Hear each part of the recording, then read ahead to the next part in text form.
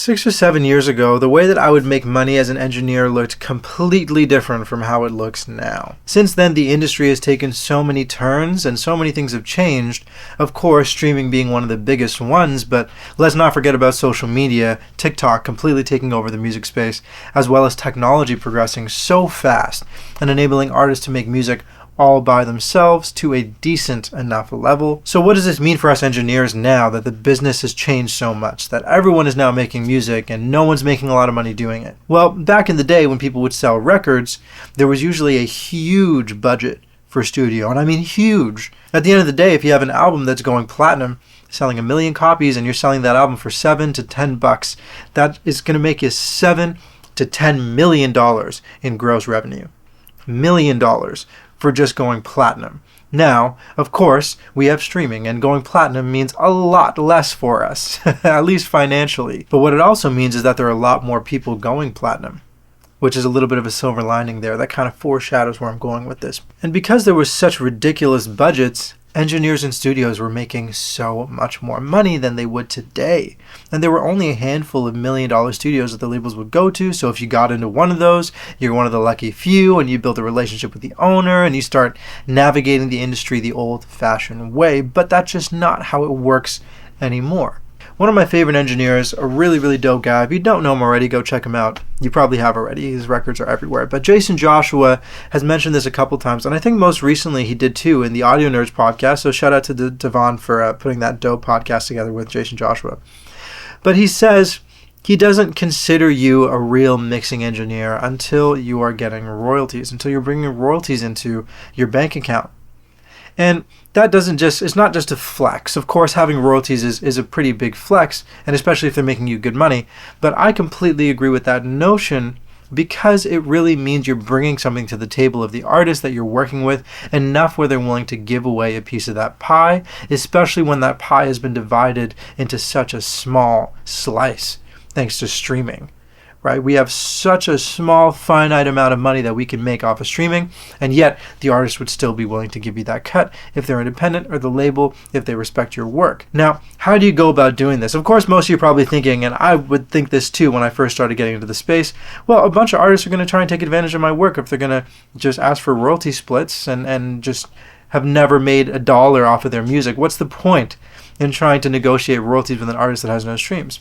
Well, the way that you approach business should look a little bit differently now if you're going to be going after royalties. If you invest your time in the right artists, in the right people, royalties will make you money for a lot longer than just $50 to $300 for a mix is going to do for you. When you do collect royalties, you should be going after people who make royalties or who you actually believe in. And this is actually interesting because I know a lot of people take hourly studio time bookings, whether they're recording people or mixing people, and they'll take work on that they don't believe in. Well, why would you do that? I know we got to pay bills. I know we got to do things. And of course, if you got a family, you got stuff you got to do. I understand doing whatever you have to do to feed them.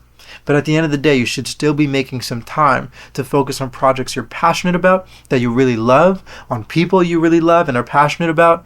And this means doing free work if you're not already at that level where they're interested in you back. If you're willing to put in some work and do the DMing, reach out to the artists you really like who have a little bit of something going. They don't have 10,000 or less than 10,000 streams on all of their songs.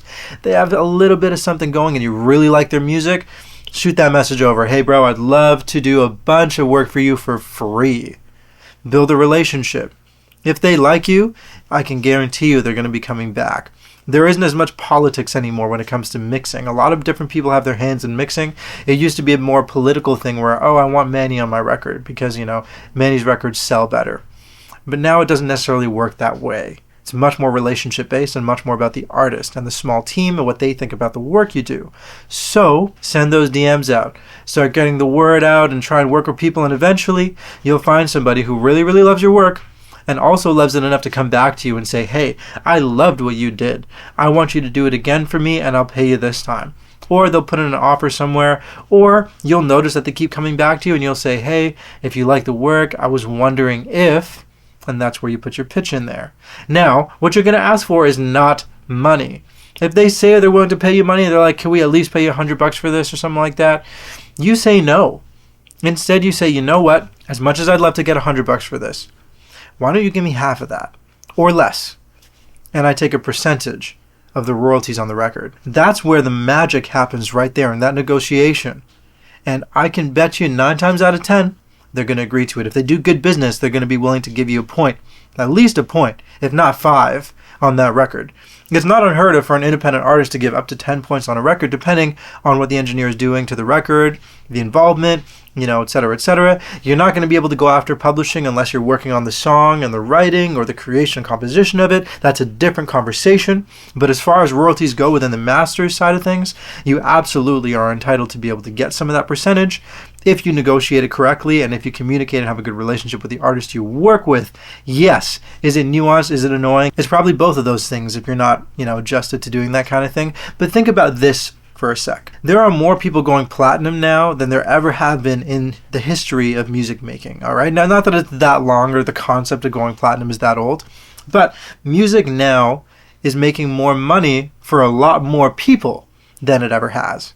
The ceiling is a lot lower, but there's a lot more money going around when it comes to the individual independent artists and how they can access streaming and market themselves and push their music.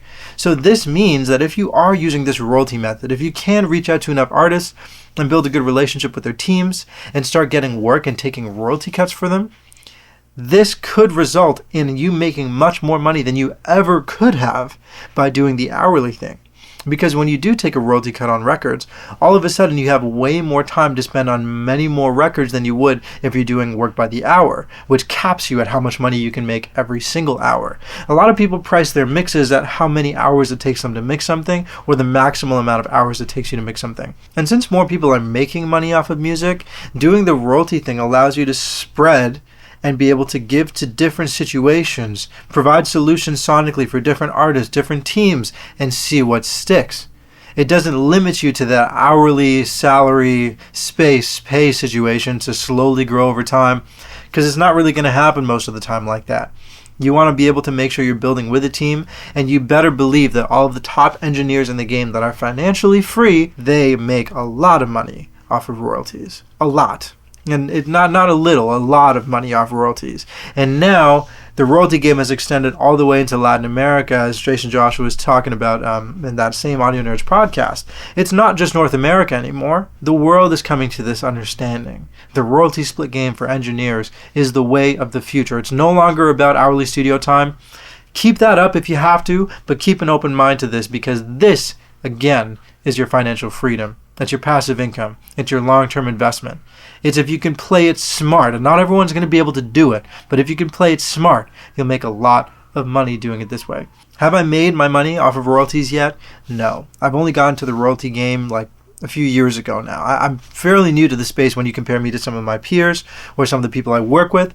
But I've started that path, and it's already paying off more than it should. Okay, royalties do exist, especially if you get your numbers together. People can do, there's things on DistroKid you can do now where you can assign splits. All of these independent artists can do all the things they're supposed to do, and you get contracts in place, you get your entertainment lawyers. Just make sure all the back end is taken care of, and if you're not sure how to do that, talk to a lawyer. It will help you, but it is something that I've done. And outside of accepting money for hourly work or project work, I've also moved my business strictly to a subscription style business model. And this happened, I want to say 4 years ago or 5 years ago, where I started running a subscription model. This enabled me to be way more flexible, provide way more value, have predictability in my business, and just give me a much better situation than I had doing hourly. It just made way more sense for me. So that's something I can talk in a different video, but royalties are the future. Too many of my buddies are seeing a lot of success with this, and I'm really starting to see why now. Thanks for tuning in, and ciao.